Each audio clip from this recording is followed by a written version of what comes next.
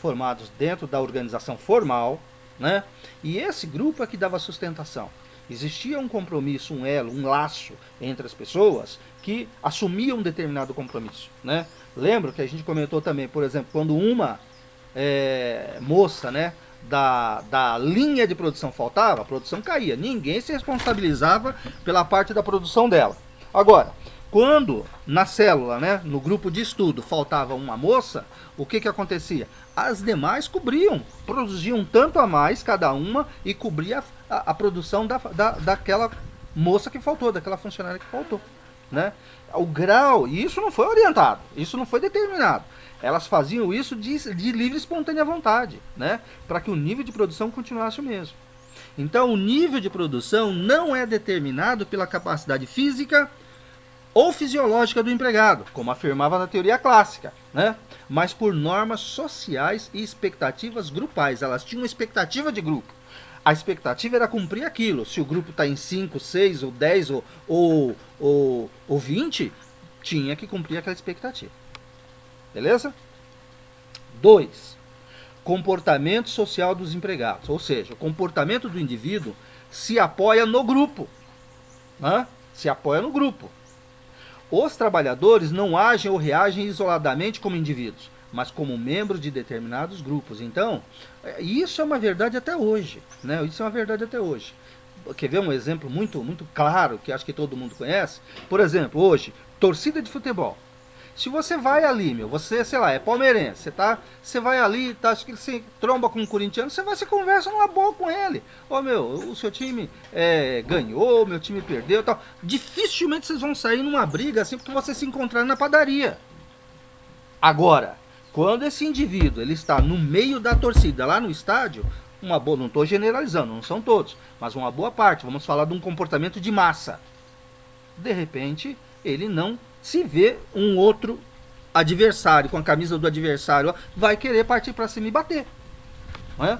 Então existe a questão do comportamento de grupo, que foi o que Elton Maio constatou. 3. Recompensas e sanções sociais. Né?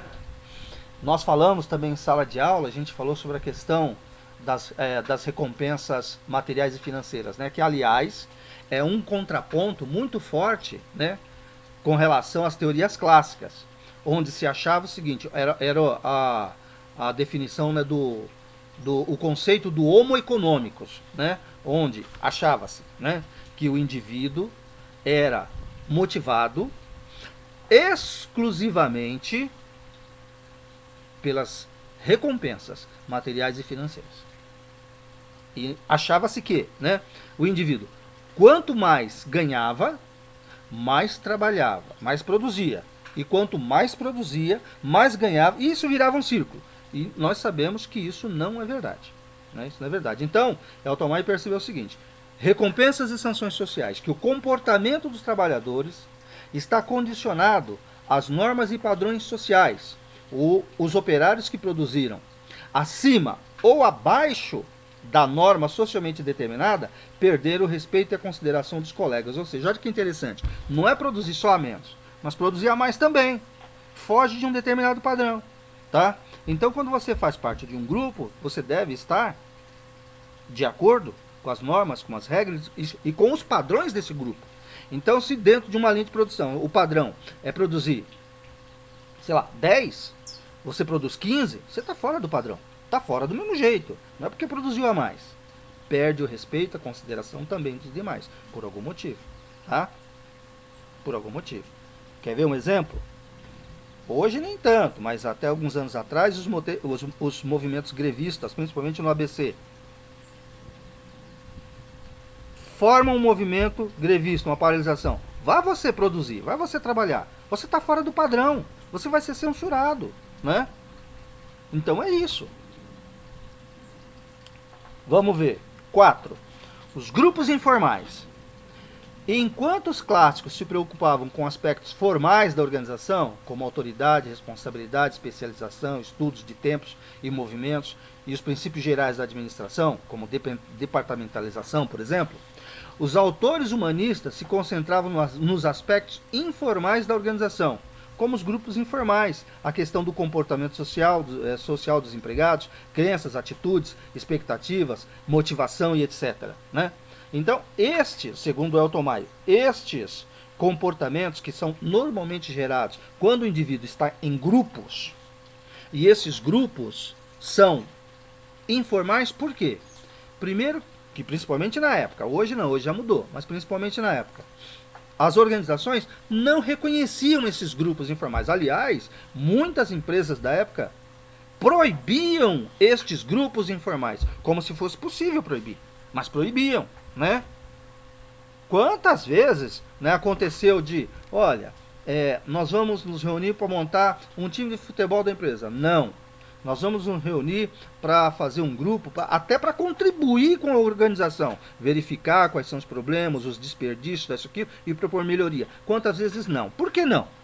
Porque em épocas passadas, vamos falar aí, ó, década de 70 até 80, por exemplo, prevalecia um pensamento do empresariado, principalmente brasileiro, que era o seguinte: qualquer união, junção, aglomeração, organização de trabalhadores vai servir de ponte para o sindicato.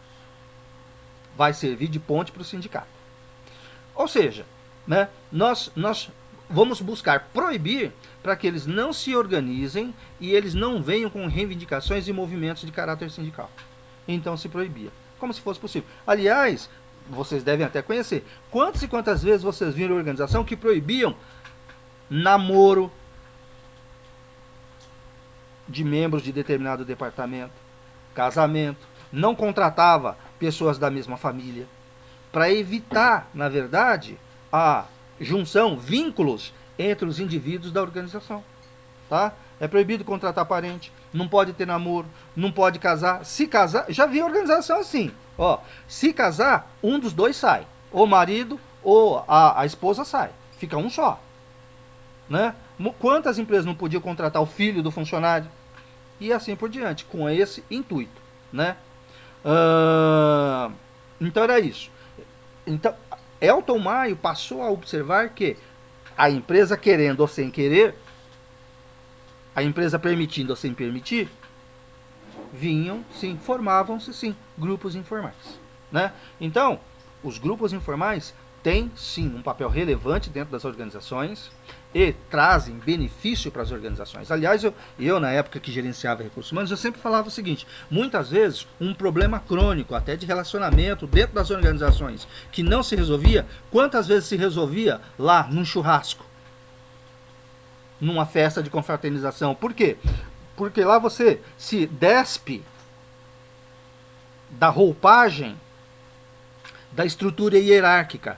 Lá fora, lá no churrasco, não tem chefe, não tem supervisor, não tem nada de linha hierárquica. Todo mundo está no mesmo nível. Então se conversa mais de igual para igual. E quantas vezes se acha um resultado, uma solução para determinados problemas, principalmente de relacionamento, né, lá fora, e resolve-se um problema de dentro da organização.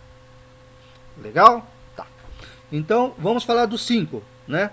Relações humanas. No local de trabalho, as pessoas participam de grupos sociais dentro da organização e mantém-se uma constante interação social. Sim, está diretamente ligado com o 4 que nós falamos. Sim, as pessoas mantêm constantemente interação social. Não tem jeito. Quer ver um exemplo? Estamos numa empresa, vamos lá pro restaurante da empresa.